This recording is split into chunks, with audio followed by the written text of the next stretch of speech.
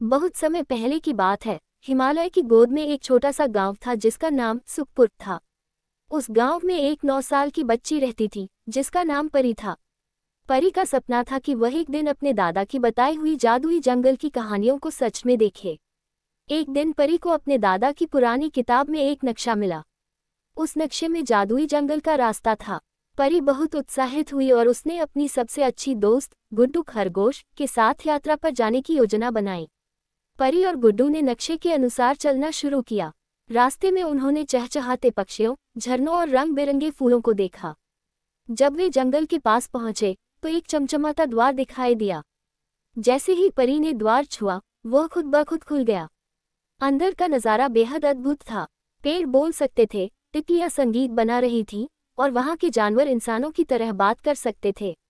लेकिन जंगल के बीचों बीच एक विशालकाय पेड़ था जिसके चारों ओर अंधेरा छाया हुआ था। जंगल के जानवरों ने परी को बताया कि वह पेड़ जीवन वृक्ष है। एक बुरी जादूगरनी ने उस पर अंधकार का जादू कर दिया है, जिससे जंगल का जादू धीरे धीरे खत्म हो रहा है। परी ने जानवरों से वादा किया कि वह पेड़ को बचाएगी। परी और गुड्डू ने जादूगरनी का महल ढूंढा। वहां उन्होंने देखा कि जादूगरनी एक जादुई क्रिस्टल का इस्तेमाल कर रही थी। परी ने समझा कि वह क्रिस्टल ही उसकी ताकत का स्रोत है। लेकिन जादूगरनी को हराना आसान नहीं था। परी ने अपनी बुद्धि का इस्तेमाल किया।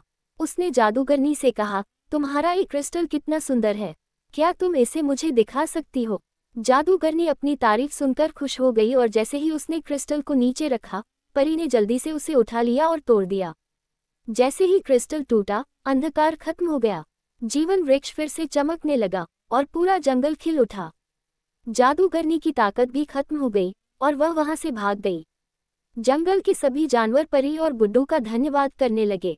जीवन वृक्ष ने परी को एक चमचमाता बीज दिया और कहा, ये बीज जहां लगाया जाएगा वहां हमेशा खुशियां और हरियाली रहेगी। परी और गुड्डू गांव लौटे और बीज को गांव के बीचों बीच लगाया। जल्द ही वहां एक सुंदर पेड़ उगाया जिसने गांव को खुशहाली और समृद्धि से भर दिया। परी ने सभी को सिखाया कि साहस और